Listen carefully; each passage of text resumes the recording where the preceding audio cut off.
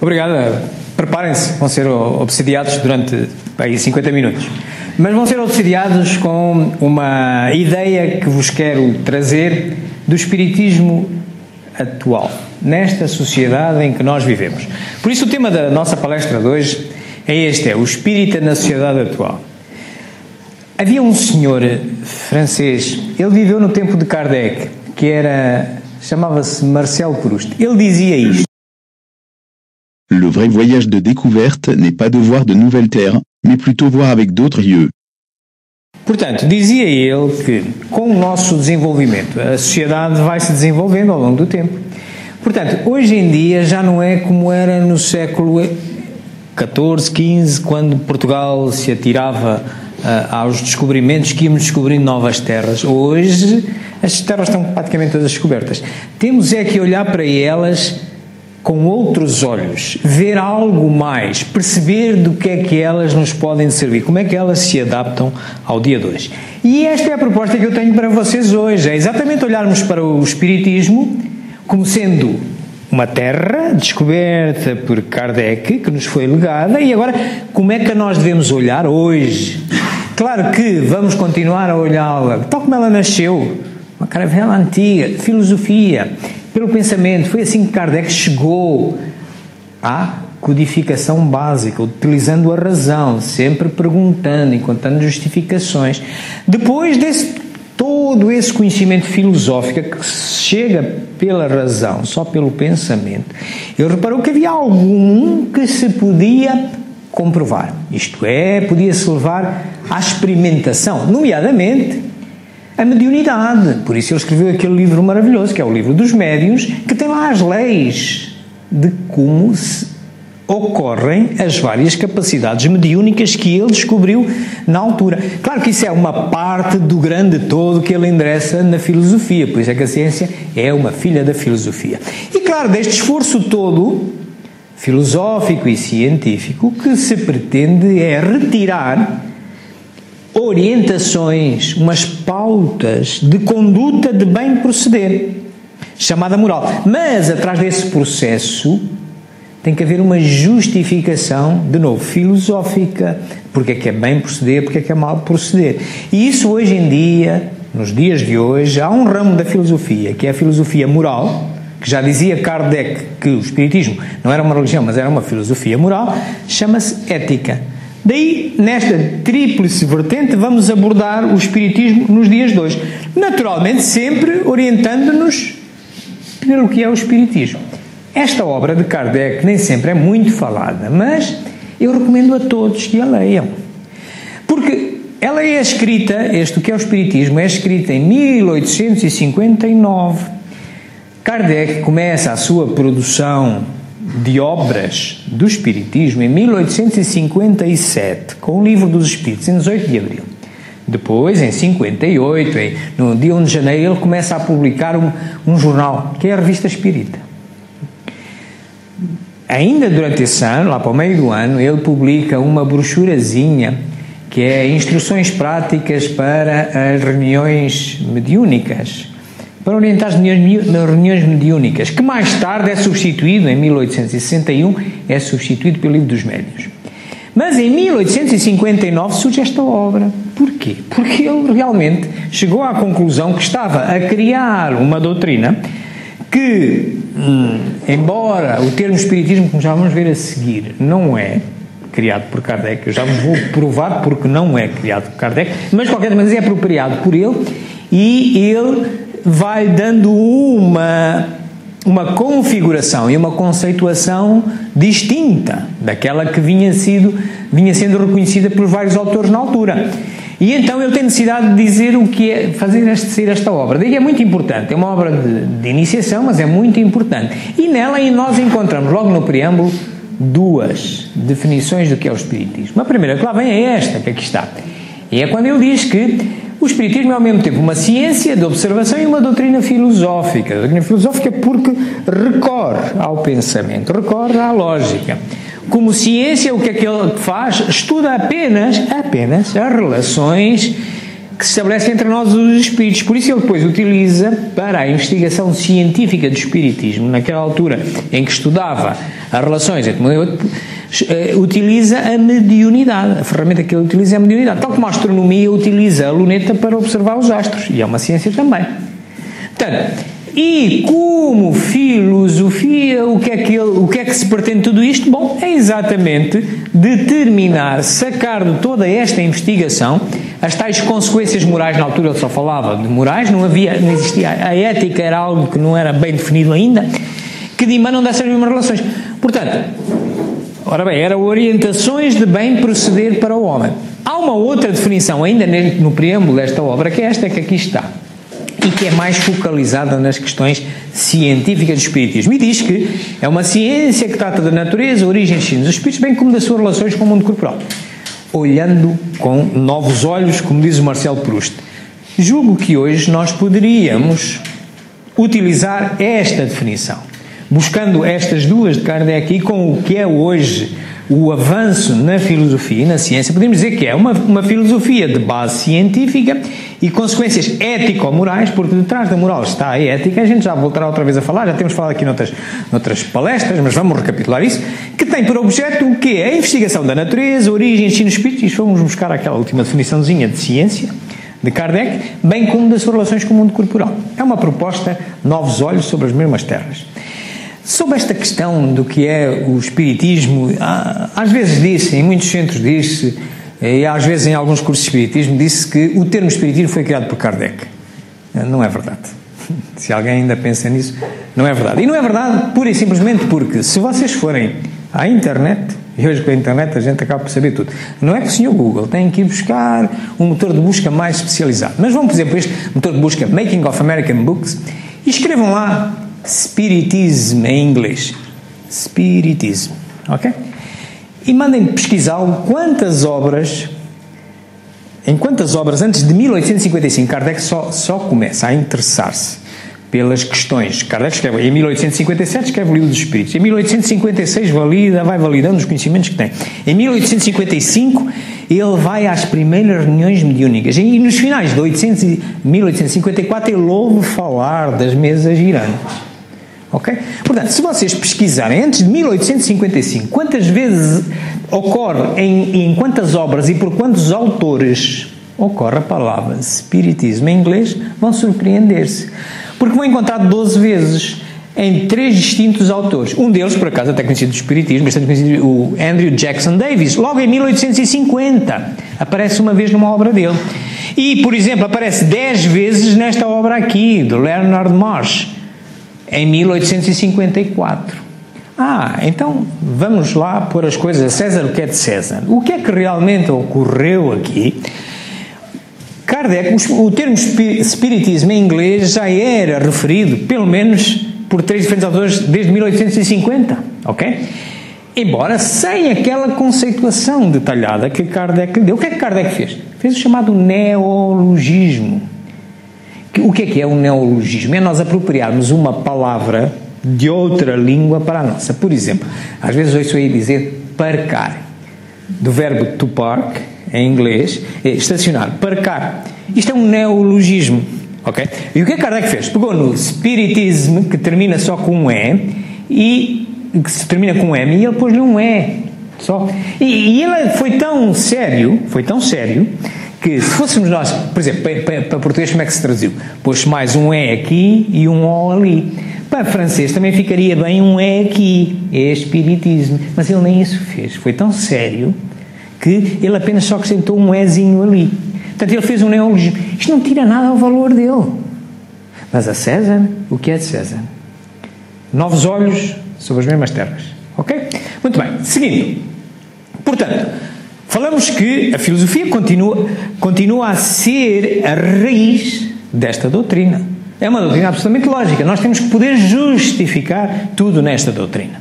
Então isso ocorre que devemos revisitar alguns conceitos que estão relacionados com a filosofia. Quais são eles? O que é a realidade e o que é a verdade? Porquê é que o espiritismo é afinal uma filosofia? Temos que poder justificar porque se dizemos que é filosofia. Se Kardec se quer uma filosofia, porquê que é? Tem que ter características da filosofia. E depois então olharmos para os conceitos filosóficos do espiritismo. Comecemos aqui pelas questões da realidade e da verdade. O que é que nos dizia o nosso amigo Platão há mais de 2000 anos, antes de Cristo ainda? Ele é conhecido como o pai da filosofia. E ele dizia que a filosofia era o amor ao saber. E depois dizia que o saber é a busca do conhecimento. E dizia ainda que o conhecimento é a busca contínua da verdade. Mas cuidado, é que a verdade absoluta é inconcebível para o homem. A verdade absoluta não é para nenhum humano. Ela é tão complexa, mesmo nas pequeninas coisas, que só uma perfeição absoluta como Deus a consegue dominar. Vou-vos provar porquê. Olha para este filme.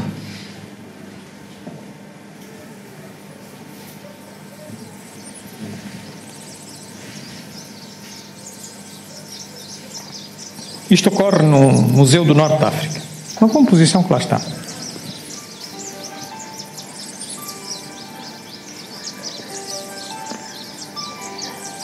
Engraçado, não é? Portanto, pode ser uma carreta de um carteiro e também pode ser a cara do carteiro, não é? Ora bem, então imaginemos que vai um transeunte, vai visitar este museu, que está com muito pouco tempo, descobre que tem ali uma janelinha, vai lá à janelinha, tira uma fotografia e vai contar para casa que estava lá a cara de um carteiro, feita com umas coisas e tal. O outro, que nem se apercebeu que havia a janelinha, tira outra fotografia e vê aquilo. Ok? E nós, que até temos uma máquina de vídeo, conseguimos ver uma coisa melhor. E os três teremos razão. Certo? As nossas verdades estão todas certas. Está certa a A, está certa a B. A melhor destas, concordemos, é a nossa, porque vimos mais, conseguimos juntar esta com aquela, mas mesmo assim não vimos tudo. Lá por trás, a gente não filmou lá por trás. Há lá muitas coisas que lá estão lá atrás. Então, meus amigos, a verdade é apenas uma versão da realidade. Habituemos-nos a isto. E com as sociedades de hoje, em que o conhecimento é muito maior, ninguém se atreve a dizer que é o dono da verdade. Não é mesmo. Não é mesmo. Há muitos mais olhos descobrindo as mesmas terras. Só sei que nada sei. Exatamente, só sei que nada sei, já se dizia há milhares de anos. Ora bem, então porquê é que o Espiritismo, que características tem o Espiritismo semelhante com isso? Pois tem, então, a verdade absoluta seria a perfeição, não é? Portanto, a perfeição é Deus. E o homem está muito longe de o ser. Mesmo o espírita. O espírita não é nenhum Deus. É um homem à procura de Deus. Ok? Encontrando um caminho talvez melhor. Então, a filosofia não trabalha com a verdade. Já vimos que não pode trabalhar. Na verdade absoluta, ninguém, nem a filosofia, nem a ciência, ninguém. O espiritismo tampouco. Ok? Só apenas com o conhecimento, que é a busca contínua da verdade. Então, se o espiritismo é uma filosofia, então não pode trabalhar com a verdade, mas só com o conhecimento. Então nós temos que ir de verdade em verdade, vendo com novos olhos aquilo que nos legou já Kardec, etc., mas sempre pronto a adaptá-lo aos dias de hoje. Daí que nós dizemos, e Kardec já dizia, que o Espiritismo é filosofia moral que hoje em dia, dado o desenvolvimento da ciência, dado o desenvolvimento da filosofia, ao longo do tempo, a filosofia tem-se vindo a desenvolver como as ciências e tem vindo a criar outros ramos. E hoje em dia, filosofia moral é igual a ética. Se vocês forem um discurso de Kardec, que vem na Revista Espírita, número de dezembro de 1868, logo o primeiro artigo lá vem é: o discurso na sessão comemorativa dos Dias dos Mortos tinha sido feito um mês antes, em novembro, por Kardec. Ele endereça as questões de espiritismo e religião. E diz porque é que o espiritismo não é uma religião. E ele conclui dizendo que é porque a religião agora tem outros termos, o espiritismo realmente é uma religião filosoficamente, mas o problema é que só temos um termo para duas coisas e a gente já sabe que hoje a gente chama religião umas coisas que têm ritos, têm sacerdotes, têm uma hierarquia e tal, e o espiritismo não tem nada disso. Então ele diz, por isso nós dizemos que o espiritismo é uma filosofia moral. Ele dizia isso em 1868 e hoje, passados 160 anos, novos olhos sobre as mesmas terras, chama-se ética. Ok? Por isso, a proposta que eu vos dizia há bocado, naquela definição, adaptada para hoje, é consequências ético-morais e não só consequências morais. Ok? Vamos ver porquê. Porquê que é isto assim?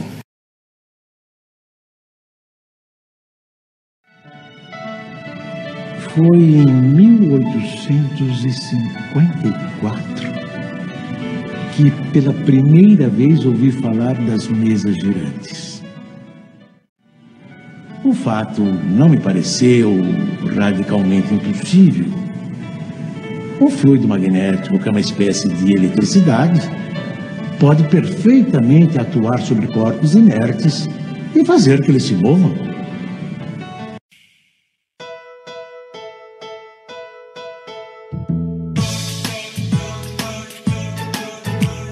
Toque, toque, toque, toque, toque. Pelas batidas as paredes falaram. E na Europa até as mesas giraram pra lá e pra cá, apontando as letras do alfabeto, ora no chão, ora no alto, no teto, formando frases, respondendo às questões. Quem é que estava por trás disso? Alguém se preocupou com isso e começou as suas investigações. E descobriu que aquele jeito esquisito foi a maneira que então os espíritos usaram pra chamar sua atenção. E foi assim que Allan Kardec observou como é que tudo acontece no intercâmbio entre nós e o além. Desenvolveu aquela nova ciência com muito estudo, muitas experiências.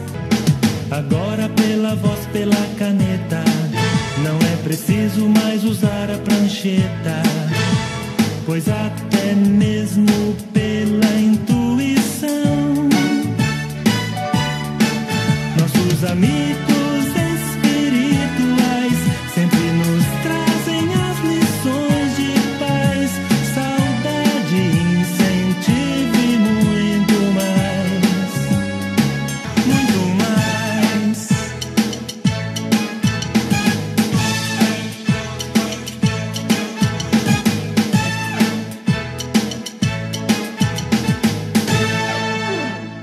Notaram esta natureza do raciocínio, da busca da razão para justificar os fenómenos que se observavam?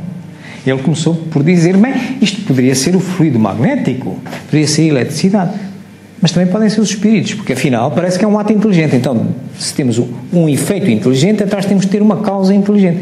Portanto, ele estava a raciocinar, estão a ver? Estava a filosofar. E depois, com a musiquinha nós vimos, ele começou a observar aquilo e começou a pensar. É esta a natureza do espiritismo. Todos nós somos convocados a isto, ainda hoje. Ora bem, claro que o espiritismo então tem umas bases filosóficas. Se vocês forem à Wikipédia encontram 19, mas as mais comuns são estas que aqui estão. E no livro dos Espíritos estão vertidas. É a existência de um Deus único, tem que haver um Criador de tudo isto. Não pode haver dois, não pode haver três, não, só pode haver um. Só pode haver um. A existência do Espírito, isto é, não somos só corpo, temos um ente espiritual que sobrevive ao corpo e este ente, claro, comunica-se. Comunica-se. Nós aqui, estou a comunicar convosco, vocês comigo, mas também se comunica quando estamos noutras dimensões. O espírito continua e comunica-se através de médiums, etc., ou transcomunicação instrumental. Reencarnação, pois para cumprir a justiça divina tem que ser, não podemos só ter um tirinho. Então é o bebê que está agora a morrer ali na maternidade daqui de Viseu, como é que ele morre com umas horas de vida e nós estamos já com muitos de anos de vida? Seria injusto só tivéssemos um tirinho para dar e aquilo fica paraplégico, não é? Portanto, tem que haver o princípio da reencarnação para cumprir a justiça divina. E, claro, não estamos sozinhos aqui no universo, então já agora, então Deus era tão tontinho, que criava tantos pontinhos à noite só para a gente se deleitar quando a gente sair daqui e estiver uma noite ótima para se ver umas estrelinhas no céu. Não, isso é um bocadinho, é fazer de Deus um bocadinho tontinho, não é? Deus não terá sido assim. E hoje há evidências disso. Ora bem, nas questões filosóficas destas 5 bases mais importantes, uma é esta só se pode lá chegar filosoficamente, só pela razão. Porque não se pode levar Deus a um laboratório. Porque levar a um laboratório é a gente tentar comparar, medir, avaliar, mas medir Deus com quê? Compará-lo com quê se ele é o único? Estão a ver? Mas só pela razão lá chegamos. Então só filosoficamente lá chegamos. Isto vai continuar, esta base filosófica do Espiritismo vai continuar a ter apenas uma natureza filosófica. Vamos ver porquê. O Espiritismo tem na existência de Deus o seu princípio maior. Deus é eterno, imaterial, imutável, único, todo-poderoso,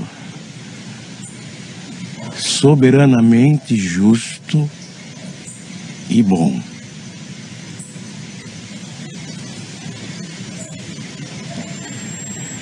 Este é o melhor conceito que a nossa limitada inteligência pode fazer daquele que criou o universo. Over the last few decades, scientists from around the world have been making discoveries which clearly show that an intelligent designer is responsible for the creation of the universe. Many believe that the entire universe came into existence out of nothing by chance. But if you really think about it, nothing couldn't bring the universe into existence because nothing produces nothing. Everything that begins to exist must have a cause. Passado quase 160 anos, mesmo com os olhos tecnológicos que a sociedade hoje nos permite, continuamos a estar limitados ao raciocínio para descobrir Deus. Sem conseguir defini-lo, é impossível defini-lo. Impossível defini-lo. Mas continuamos a chegar da mesma maneira. Kardec, nós vimos como é que ele há 160 anos chegava a Deus, é pelas qualidades, o que é que ele tem que ser, tem que existir e tal. E nós hoje, mesmo com toda esta instrumentação, esta parafernália científica, continuamos a estar agarrados a isto. É que realmente tudo tem que ter uma causa. E essa causa não pode ser o nada que só criou nada, não pode ser o acaso, tudo responde a uma lógica muito certa. Portanto, costuma-se dizer que os cientistas falam em Deus no final dos seus discursos, enquanto que os religiosos falam logo do início. Isto porquê? Porque os cientistas vão descobrindo, e quando chegam ao limite do seu saber, do seu conhecimento, verificam que continua a haver uma causa primeira, que criou aquilo que eles não conseguem ainda explicar. Aí está Deus. Esta é a convocatória também do Espiritismo, ok? Bom, vimos as questões filosóficas do Espiritismo, mas claro, ele, para além de todo o conhecimento que pode endereçar pela razão, que é tudo, pela razão nós podemos chegar a Deus e tudo, o que a gente quiser.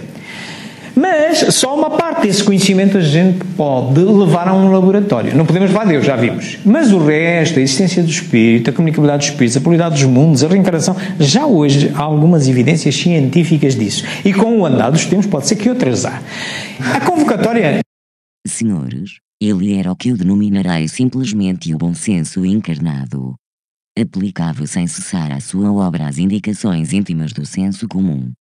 Esse estudo, que foi lento e difícil, tem que entrar agora num período científico. Esse método tem de tomar os fenómenos de ordem misteriosa a que assistimos, para os dissecar, medir e definir. O Espiritismo não é uma religião, mas uma ciência.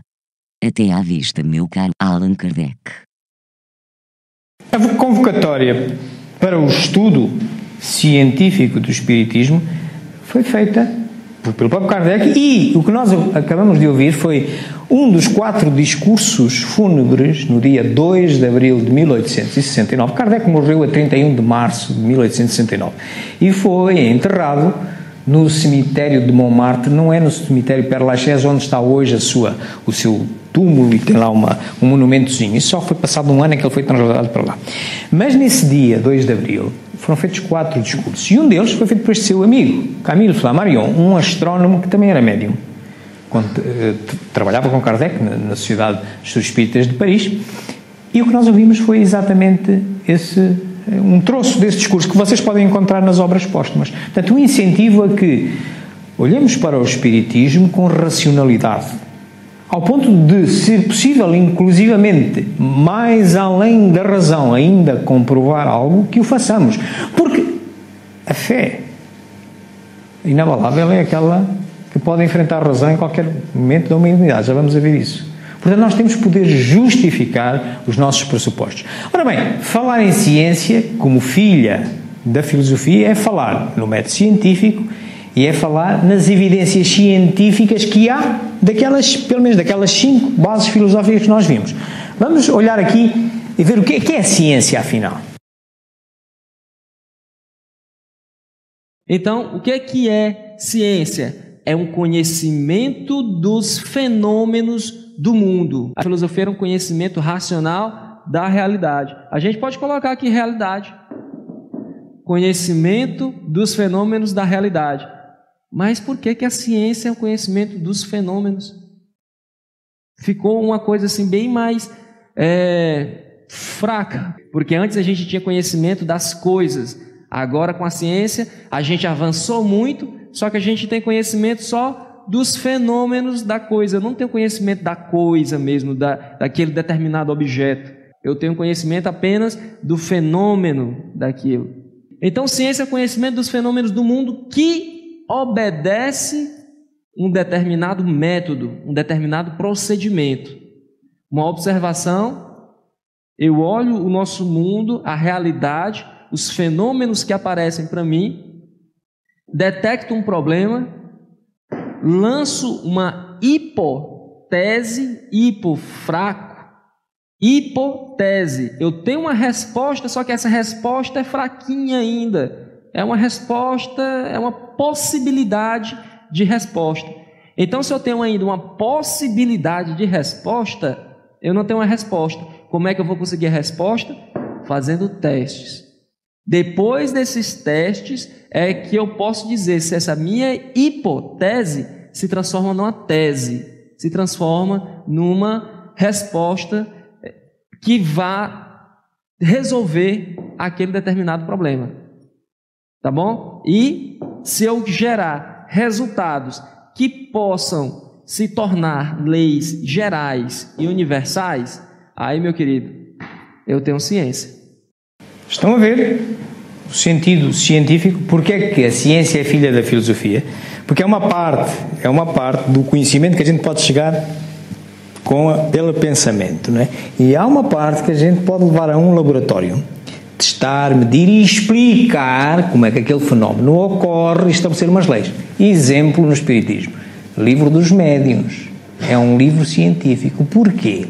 Vocês lembram-se daquele filmezinho, quando o Kardec... Foi em 1854 que eu pela primeira vez ouvi. E hipóteses. Que hipótese é que ele levantou? Uma.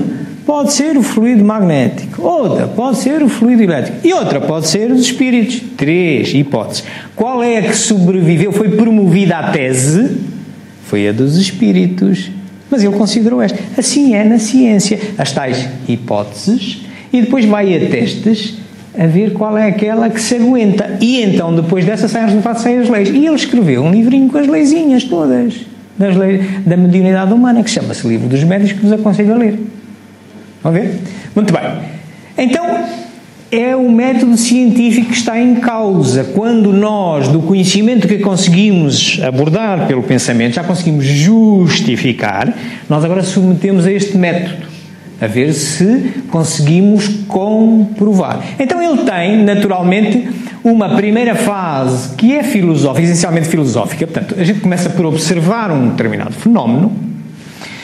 Vamos fazer perguntas para o tentar perceber melhor. E o cara, isto pode ser o fluido magnético, pode ser o fluido elétrico, podem ser os espíritos e tal, não sei o quê, e vai criar as tais hipóteses. Nesta fase, só estamos a fazer intervir o nosso pensamento. Então, só estamos a filosofar. Estamos a cumprir aquilo que dizia Platão. Também dizia que a filosofia é a crença verdadeira justificada pela razão. Depois disso, nós sujeitamos estas hipóteses à experimentação. Através do quê? Nós é através da mediunidade. A astronomia, por exemplo, é através do telescópio, não é?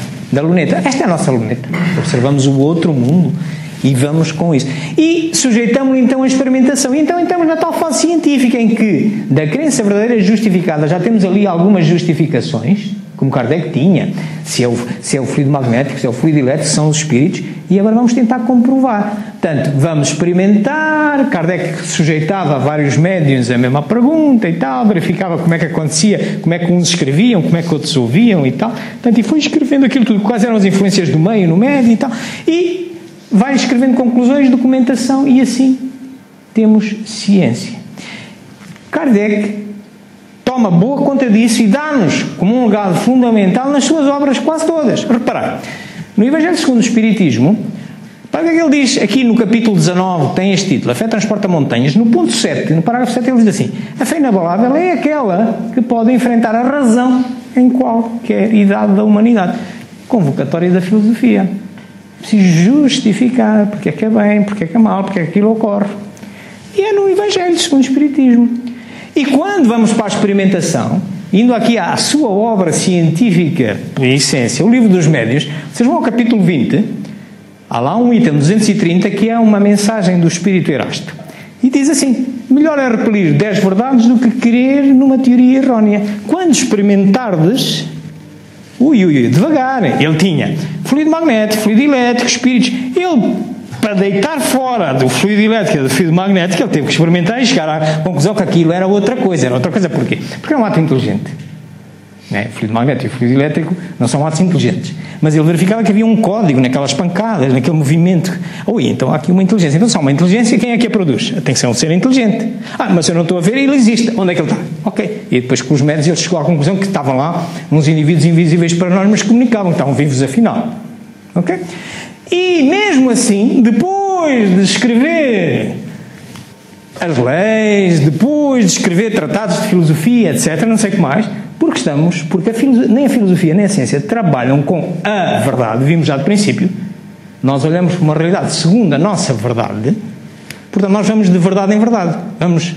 Então, Kardec também diz isso, na última obra que ele escreve, a Gênese, diz, no caráter da revelação espírita, no capítulo 1 logo, no parágrafo 55, ele diz: se uma verdade nova se revelar, o Espiritismo aceitará. O Espiritismo vai ao lado das outras ciências. Se em algum momento outra ciência mostrar uma melhor verdade, que justifique e comprove ser melhor que a do Espiritismo, o Espiritismo aceita. Pura e simplesmente. Por isso não é uma religião, não tem aqui dogmas. Por isso nós estamos a olhar para o Espiritismo hoje, e esta é a convocatória que eu vos trago, com estes novos olhos. Mas que são os olhos também antigos. Sempre foi assim. Devemos olhar hoje, e agora quero-vos mostrar como é que os novos olhos da ciência de hoje já olham para as outras bases filosóficas em que há evidências científicas. E isso vamos. Portanto, nós vimos que Deus, essa não há hipótese. Essa só pela razão, e acho que vai continuar a ser sempre assim. Mas o Espírito, comunicabilidade do Espírito, reencarnação em dos mundos, nos dias de hoje já temos evidências científicas. Das obras de Kardec, como já vimos, nós temos na área científica, temos o Livro dos Espíritos, tem a área filosófica e tem a área científica. Tem as duas. O Livro dos Médiuns acabamos de ver também porque que é científico. E a Gênese também é uma obra científica. Fala, por exemplo, a Gênese baseia-se muito naquela primeira parte do Livro dos Espíritos que fala sobre a criação do universo, o início das coisas. Vamos olhar aqui para o Espírito. O Espírito tem hoje já uma natureza científica. No tempo de Kardec, estas comunicações eram feitas através da transcomunicação mediúnica, através de médiuns. Hoje em dia continua a ser feita assim, mas também pela transcomunicação instrumental. Vou-vos mostrar um filme em que vocês vão ver o que era no tempo de Kardec e o que pode ser hoje. Vamos ver. Os espíritos revestem temporariamente um invólucro material, perecível, e sua destruição pela morte os devolve à liberdade. A alma é um espírito que encarnou e, portanto, um ser imaterial e individual que reside em nosso corpo e a ele sobrevive.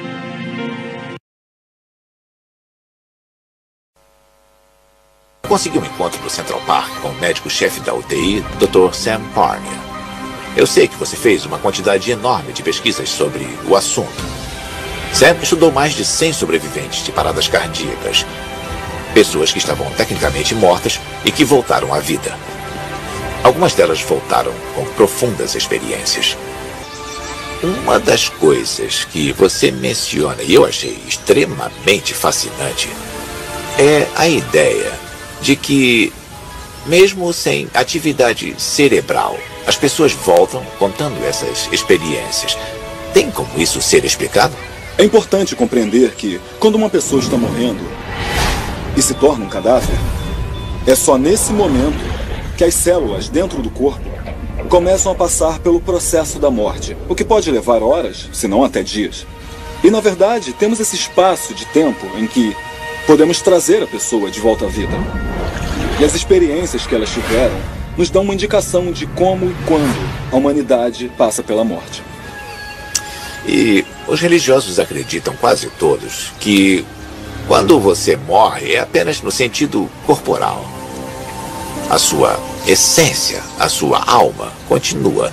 Existe algum apoio científico para a ideia da alma? Hoje em dia chamamos a alma de consciência na ciência. Então podemos testar essa teoria científica e ver se essa consciência continua ou se ela acaba. Isso prova, pelo menos, que quando uma pessoa morre, essa parte que nos torna o que somos, a psique, a alma, a mente, a consciência, ou como você quiser chamar, ela não é aniquilada. Ela não desaparece no ar, ela continua pelo menos no início da morte. É sério? Com certeza. Ela continua quando o cérebro não deveria estar funcionando e quando uma pessoa está passando pela morte.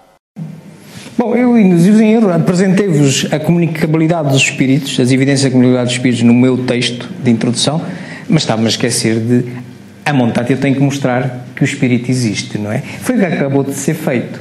Repararam as experiências quase de morte, que hoje há muitos investigadores, ocorrem muito no hospital, e há investigadores que se dedicam a estudar isso, porque já se aperceberam que há pacientes que, depois de terem uma paragem cardíaca seguida de paragem cerebral comprovada por eletroencefalogramas, ressonância magnética, já não há sangue a passar aqui na base do cérebro. É protocolo de morte em qualquer hospital dos nossos dias. Mas há médicos que insistem, desfibriladores e tal, e continuam, e passado uns minutos já não passava sangue nenhum e as pessoas ressuscitam. Há um estudo feito por um Dr. Pim Van Lommel, um cardiologista que não é espírita, de 300 e tal casos, 60 casos foram recuperados. E quando ele vai conversar com estas pessoas, todas elas vinham com memórias muito vívidas daqueles momentos em que o cérebro já estava parado, o coração parado, está morto. Espera aí. Diz a ciência materialista nossa, diz que a consciência é uma produção do cérebro, mas se o cérebro já não está a funcionar, como é que a pessoa me vem a contar que eu estava a ver vocês a meterem o desfibrilhador e a andarem e caiu a caneta deste e está não sei aonde? Ok? São estas. Há evidências científicas. Então, a dita alma, a dita consciência, afinal, começa a tocar-se nela.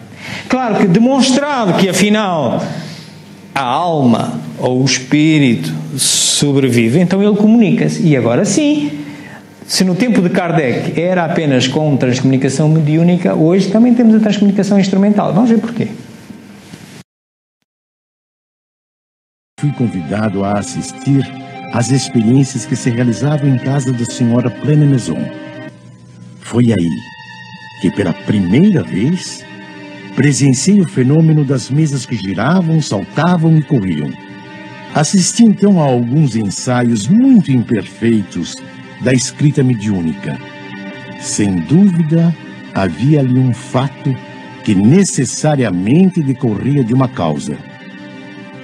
Dos efeitos, procurava remontar as causas por dedução e pelo encadeamento lógico dos fatos. Um dos primeiros resultados que colhi das minhas observações foi que os espíritos, nada mais sendo do que a alma dos homens, não possuíam nem a plena sabedoria, nem a ciência integral. Mais tarde, quando vi que aquilo constituía um todo e ganhava as proporções de uma doutrina, tive a ideia de publicar os ensinos recebidos. One day in the summer of 2002, Martha Copeland of Lawrenceville, Georgia, played back a sound recording she'd made earlier that day and heard the voice of her daughter Kathy disciplining her dog. That wouldn't have been so unusual, except that 6 months earlier, Kathy had died in an auto accident. One day in October 1987, Claude and Ellen Thorland of Sweden switched on their TV. Suddenly, this strange image appeared, and they quickly snapped it with their Polaroid camera. Only later did they learn that their friend Friedrich Jürgensen, a pioneering afterlife researcher who had died a few days earlier, was being buried at that very moment, 250 miles away. For more than a half-century, people throughout the world claimed to have communicated with the dead using instruments of modern technology, such as tape recorders, radios, telephones, computers, and video systems. They call this phenomenon Instrumental Transcommunication, or ITC. Novos olhos sobre velhas terras. Aqui está. Hoje em dia, com os instrumentos eletrónicos que temos, até com o telemóvel se obtêm vozes. Todos poderão obter isso. Mas também na reencarnação, uma outra base filosófica do Espiritismo, também hoje há evidências científicas disso. Vamos a ver como. Vamos a ver o que é que Kardec no seu tempo dizia filosoficamente e hoje por onde vai a ciência.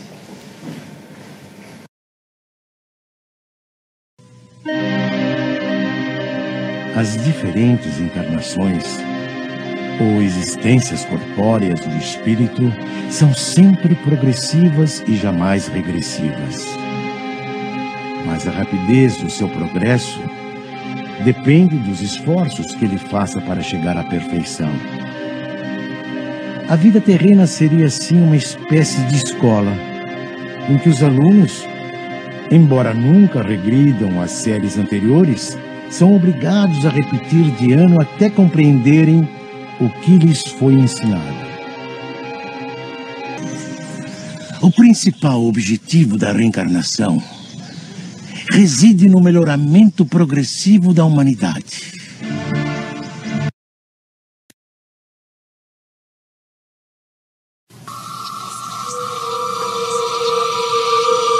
O que acontece após a morte? Nós podemos voltar? I think there is some likelihood of life after death. A resposta pode vir de crianças que lembram de uma vida antes de nascerem. Our work provides evidence that we should strongly consider the possibility of reincarnation. Existe vida após a morte? Uma pergunta antiga. Na Universidade de Virgínia, em Charlottesville, cientistas investigam alegações de reencarnação. Há 40 anos, tentam explicar relatos de crianças que falam de uma vida passada. Histórias como desta garota que diz ter morrido afogada e que reencarnou. Ou deste garoto de 6 anos que era policial em Nova York e foi morto em serviço. Ou deste garoto que lembra viver como seu próprio avô. We're investigating cases of very young children who spontaneously begin talking about previous lives. They usually begin between the ages of 2 and 3 and continue until the age of 5 or 6. O caminho da investigação científica atual para as questões da reencarnação passa por aqui. Passa pelas memórias de vidas passadas de crianças muito jovens que não poderiam imaginar, não têm desenvolvido nem sequer a imaginação suficiente para imaginarem uma vida certinha como seus avós, pai dos seus pais, dizerem dados muito concretos e tal. Mas isso não é só ainda o suficiente. Quando sobre uma história coerente de que este menino não poderia saber, mas dá ideias concretas de um mundo em que ele não viveu, de uma época em que não viveu, se associa a marcas de nascença que ele traz, como seja, por exemplo, este último menino que a gente ali viu, ele tinha sido o seu avô, pai da sua mãe, e ele era polícia, e foi morto num assalto, num armazém da Flórida. Ele vai intervir nesse assalto e leva um tiro no coração. E esta criança nasce com uma malformação congénita exatamente no coração. Leva muitas operações a recuperar. E começa a ter estas ideias do tempo em que ele era este polícia. Vai-se confrontar com o certificado de óbito, a bala entrou exatamente no mesmo sítio onde ele tinha o problema congénito do coração. Ok? Pronto, é por aqui que a ciência investiga as questões da reencarnação. Por último, existe também ainda a outra base, é a pluralidade dos mundos. Nós não estamos só. E hoje, no mundo de hoje, com a física quântica, nomeadamente, mas a astronomia, a astrofísica, que também investigam, mas investigam mundos onde devam haver seres visíveis para nós. Está muito difícil aí. Mas na física quântica as coisas estão distintas. Vamos ver o que Kardec dizia e como é que hoje está o estado da ciência.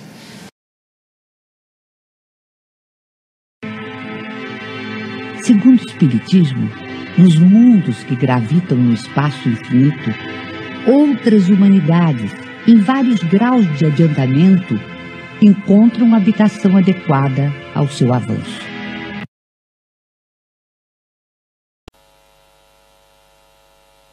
Physicists believe that the tiniest bits inside an atom were point particles. But string theory says that what we thought were indivisible particles are actually tiny vibrating strings.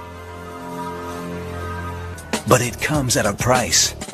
Parallel universes and 11 dimensions, most of which you've never seen. Well, we think these extra dimensions exist because they come out of the equations of string theory. Strings need to move in more than 3 dimensions. Our universe might be like a slice of bread, just one slice in a much larger loaf. And if these ideas are right, the bulk may have other slices, other universes. Some of them could resemble our universe. They might have matter and planets and, who knows, maybe even beings of a sort. Others could certainly be a lot stranger. They might be ruled by completely different laws of physics. Now, all of these other universes would exist within the extra dimensions of M-theory, dimensions that are all around us. Some even say they might be right next to us, less than a millimeter away. If we do live on a membrane, and there are parallel universes on other membranes near us, we may never see them, but perhaps we could one day feel them through gravity. So, who knows, maybe someday we'll develop the technology and use gravity waves to actually communicate with other worlds.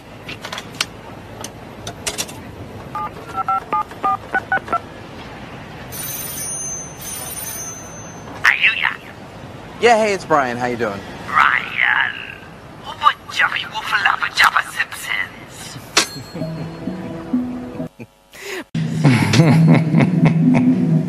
Parece que noutras dimensões e noutros universos também gostam dos Simpsons. Então, mas isto soa-vos ao que se passa, por exemplo, numa reunião mediúnica?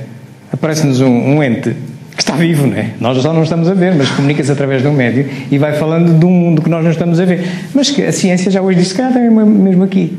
É um universo paralelo, é uma rabanada do pão de forma. Ok? Muito bem, estas são as evidências científicas, os tais novos olhos com a ciência de hoje sobre aquelas bases. Mas nós vimos que de tudo isto, do esforço filosófico só pela razão, ou científico que vai mais além e pode comprovar alguma das coisas, o que é que nós queremos tirar? É pautas, orientações de bem proceder, para mais facilmente progredirmos, que se chama ética. Só é inabalável a fé que pode enfrentar a razão face a face, em todas as épocas da humanidade. É isto que nos convoca o Espiritismo, a ética, a filosofia moral. Só a fé raciocinada é só aquela que consegue enfrentar a razão em qualquer época da humanidade. Portanto, nós não podemos comportar-nos de uma determinada maneira porque o Miguel diz, ou porque eu diga. Não, tem que fazer sentido para nós. Vou-vos dar alguns exemplos. Vamos olhar para as questões do bem e do mal e vamos olhar para a solidez da doutrina, os tais novos olhos com que devemos continuar a adaptar o Espiritismo aos nossos dias. Que definição se pode dar da moral? A moral é a regra de bem proceder, isto é, de distinguir o bem do mal. Funda-se na observância da lei de Deus. O homem procede bem quando faz tudo pelo bem de todos, porque então cumpre a lei de Deus. Ouvimos a resposta à pergunta 629 do Livro dos Espíritos. E está lá esta frase, é pequenininha, mas tem muita coisa. Reparei, diz lá assim que a moral funda-se na observância de Deus. Então a moral é um resultado de um ato. de um ato inteligente. Porquê que é? O que é observar uma lei? Se a gente pegar agora no Diário da República de hoje e olhar lá para uma lei, o que é que significa observar essa lei? Portanto, a gente tem a lei, observar a lei é interpretar a lei, ler e interpretá-la com os conhecimentos que a gente tem e tirar depois dali algumas anotações para nós, para o nosso dia-a-dia. Que anotações são estas orientações? É a moral. Então, a moral não é uma coisa que nasce assim, não, é um resultado de um ato inteligente que todos somos convocados a fazer. Ok? Nós temos que poder justificar o que é certo e o que está errado. Vou-vos dar um exemplo que vem no Livro dos Espíritos.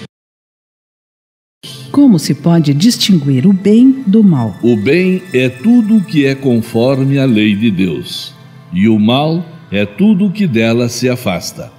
Assim, fazer o bem é proceder de acordo com a lei de Deus. Fazer o mal é infringir essa lei. Agora pergunto eu, pena de morte é moral?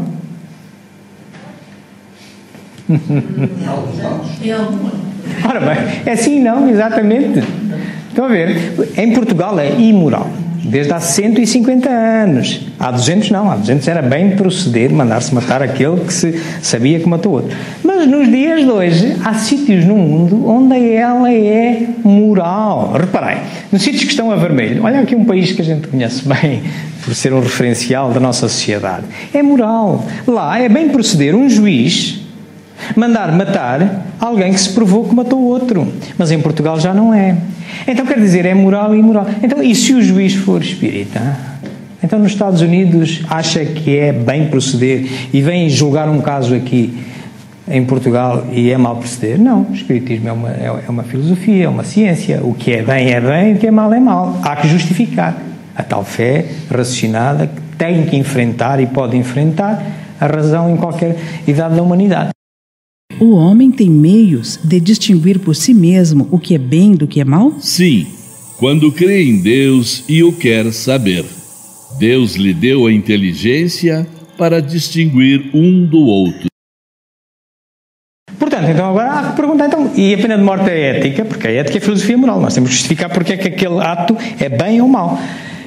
Não. Em nenhum lugar, mas claro, estamos no domínio da filosofia, então há que justificar, claro. Nós ouvimos na pergunta, qual é que é a ferramenta que temos que usar para isso? É aquela coisa, olha, a inteligência. Então nós temos que justificar porque é que algo é bem ou mal. No caso da pena de morte, isto é um silogismo, poderá ser outra justificação poderá ser outra. O homem é imperfeito aqui, é nos Estados Unidos, é no Afeganistão, é onde é azul e onde é vermelho. Ok? É imperfeito em todo lado. Então, se é imperfeito, pode errar. O juiz pode errar, pode. Então, nos Estados Unidos ainda agora se descobriu há pouco tempo 2 indivíduos que há 40 anos estavam condenados à morte e agora descobriu-se que estão inocentes. Se os tivessem mandado matar, como agora emendavam a mão? Então, eticamente, se o homem pode errar, não pode atribuir penas irreversíveis. Pode pô-lo na prisão, porque se enganou, depois tira-se da prisão, dá-se-lhe uma indemnização e a justiça diz, mas se mandar matar, como é que agora emenda a mão? É antiética em qualquer lado. A pena de morte desaparecerá incontestavelmente e sua supressão assinalará um progresso da humanidade. Quando os homens estiverem mais esclarecidos, a pena de morte será completamente abolida da terra. Os homens não terão mais necessidade de ser julgados pelos homens. Já há 160 anos atrás, Kardec dava a resposta. Ouvimos a resposta à pergunta 760 sobre a pena de morte, que aqui vimos com os novos olhos de hoje, da ética, mas é a mesma coisa, ok? E porquê? Porque realmente o espiritismo é uma filosofia, o espiritismo pauta-se pela ética, pauta-se pela justificação dos seus atos, a justificação da moral, que é um produto desse exercício inteligente. Pelo conhecimento aponta justificadamente, nós estivemos aqui a justificar porque é que é antiética a pena de morte, o comportamento correto, que por sua vez vai alterar comportamentos à volta na sociedade em que estamos, a tal moral. Moral tem a ver com os costumes sociais, mas resulta de um ato inteligente que pode estar equivocado em determinado momento, porque é uma produção do homem. O homem é imperfeito, pode em determinado momento pensar erradamente, ok? Tem é que ir de verdade e melhorar a sua verdade. Então o mal é sempre o mal, mesmo que todos o pratiquem, o bem continua a ser, mesmo que ninguém o pratique. Para um espírita, toda a gente faz, não pode ser justificação. Então, a perceber porquê, certo? Nós temos que justificar os nossos comportamentos. É esta a convocatória do espiritismo. Para assegurar-se No futuro, a unidade, uma primeira condição se faz indispensável. Que os nossos escritos não se prestem a interpretações contraditórias. O segundo ponto está em não se sair do âmbito das ideias práticas. O terceiro ponto é que não se imobilize no presente.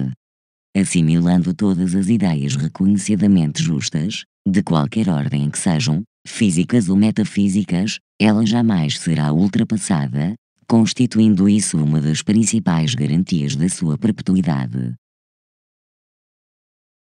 O que ouvimos escreveu Kardec, também no ano de 1868, vem na Revista Espírita de dezembro, logo a seguir àquele artigo em que ele fala da religião, porque é que o Espiritismo não é religião, é uma filosofia moral. Logo a seguir vem Constituição do Espiritismo. Então chama o Projeto de 1868, e vem depois nas obras póstumas. E o que nós ouvimos é uma parte em que ele visualiza como há de ser o Espiritismo e como é que se há de manter a solidez da doutrina. E ele diz que 3 coisas há que manter. Dou-vos um exemplo aqui da primeira. A lei de Deus é eterna? É eterna e imutável como o próprio Deus. É verdade. É verdade que a lei de Deus possa ser eterna e imutável como o próprio Deus. O que é ser eterno? É não ter início, nem ter fim. Então a lei de Deus, quem é que a criou? Foi Deus. Então teve um início, não teve? Então não pode ser eterno, certo? De acordo? Certo. Está mal? Não.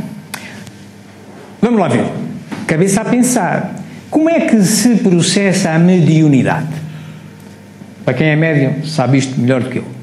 Mas processa-se de uma forma que o médium sente umas ideias, sente umas sugestões. E o médium é médium, portanto é uma ferramenta, não é?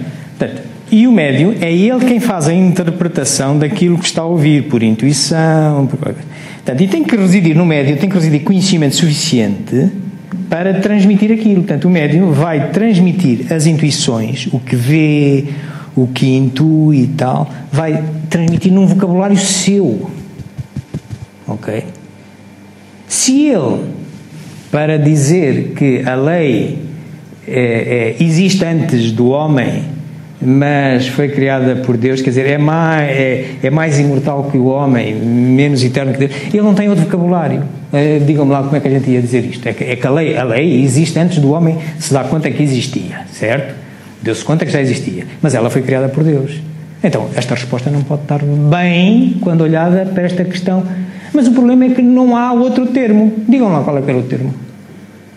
Põe-se no lugar do médium. O médium que a Kardec disse que era tão eterna. E ele percebeu provavelmente algo que é assim. É uma coisa tão grande, tão antiga, que é antes do homem. Mas claro, mas não pode ser ao mesmo nível de Deus. Senão então a lei é que era Deus. Não, estão a ver? Mas não há outro termo.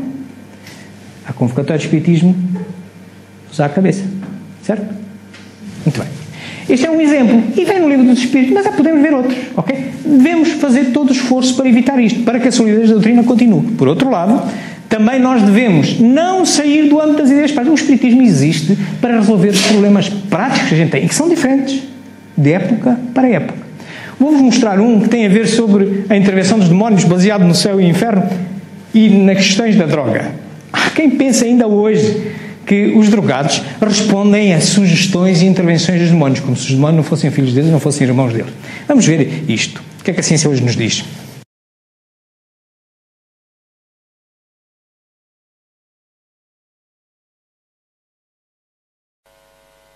Almost everything we think we know about addiction is wrong. If you, for example, break your hip, you'll be taken to a hospital and you'll be given loads of diamorphine for weeks or even months. Diamorphine is heroin. There are people near you being given loads of deluxe heroin in hospitals right now. So at least some of them should become addicts. But this has been closely studied. It doesn't happen. Our current theory of addiction comes in part from a series of experiments that were carried out earlier in the 20th century. The experiment is simple. You take a rat and put it in a cage with 2 water bottles. One is just water, the other is water laced with heroin or cocaine. Almost every time you run this experiment, the rat will become obsessed with the drugged water and keep coming back for more and more until it kills itself. But in the 1970s, Bruce Alexander, a professor of psychology, noticed something odd about this experiment. The rat is put in the cage all alone. It has nothing to do but take the drugs. What would happen, he wondered, if we tried this differently? So he built Rat Park, which is basically heaven for rats. It's a lush cage where the rats would have coloured balls, tunnels to scamper down, plenty of friends to play with, and they could have loads of sex. Everything a rat about town could want. And they would have the drugged water and the normal water bottles. But here's the fascinating thing. In Rat Park, rats hardly ever use the drugged water. None of them ever use it compulsively. None of them ever overdose. But maybe this is a quirk of rats, right? Well, helpfully, there was a human experiment along the same lines, the Vietnam War. 20% of American troops in Vietnam were using a lot of heroin. People back home were really panicked because they thought there would be hundreds of thousands of junkies on the streets of the United States when the war was over. But a study followed the soldiers home and found something striking. They didn't go to rehab. They didn't even go into withdrawal. 95% of them just stopped after they got home. If you believe Professor Alexander's theory, it makes perfect sense. Because if you're put into a horrific jungle in a foreign country where you don't want to be, and you could be forced to kill or die at any moment, doing heroin is a great way to spend your time. But if you go back to your nice home with your friends and your family, it's the equivalent of being taken out of that first cage and put into a human rat park. It's not the chemicals, it's your cage. We need to think about addiction differently. When we are happy and healthy, we will bond with the people around us. But when we can't, because we're traumatized, isolated or beaten down by life, we will bond with something that gives us some sense of relief. It might be endlessly checking a smartphone, it might be pornography, video games, Reddit, gambling, or it might be cocaine. Qual é o contrário da adição? O contrário da adição é o isolamento. Isto é, não é a sobriedade. A gente pode mandar alguém que esteja trocado para um centro de recuperação, mas ele só retirar-lhe a droga não vai resolver o problema, porque nós vimos pela esta experiência com os ratos e depois com os homens, o oposto da adição é a falta de ligação, de conexão. E quando a gente não consegue conectar, ligar-se com os outros saudavelmente, pode ser a droga, pode ser o telemóvel, isola-se.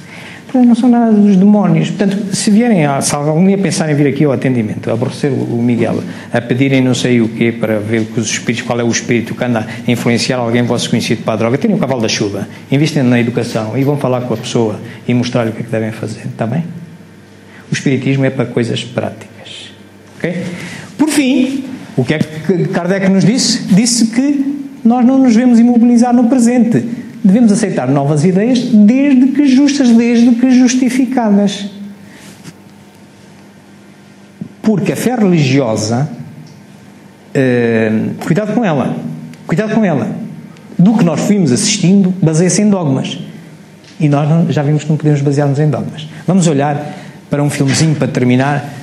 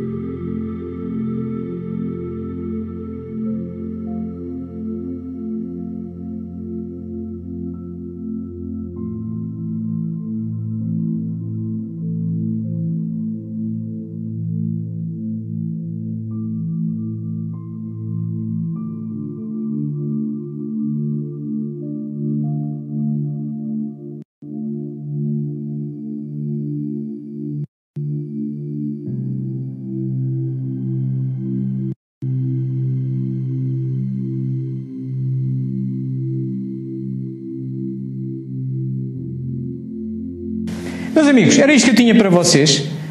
Eu, para vos trazer este pouco conhecimento que vos fui trazendo, consultei estes livros todos que aqui estão. Estes links são os links destes filmes que fomos vendo. Vocês poderão revisitá-los e vê-los completamente, porque só vou buscar uns extratozinhos. Como habitualmente eu estou a gravar esta palestra aí, vou subi-la a este canal de Espiritismo JG, onde amanhã ou depois já lá encontram.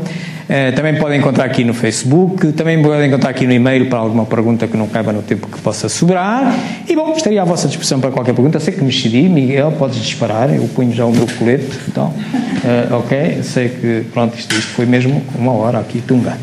Mas se houver assim alguma pergunta... Já disseste bem. Quem tiver dúvidas tem muito lugar onde procurar. Muita forma de te contactar.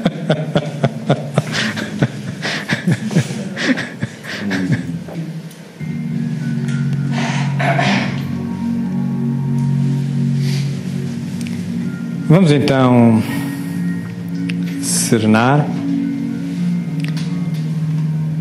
Vamos agora deixar todas estas nossas inquietudes, as nossas dúvidas, as nossas perguntas para um estudo posterior a que o Espiritismo sempre nos convoca. É permanentemente estudo, mas também é louvor, é ação de graças e é pedido. E não é por acaso que nós começamos e terminamos as nossas atividades com uma prece.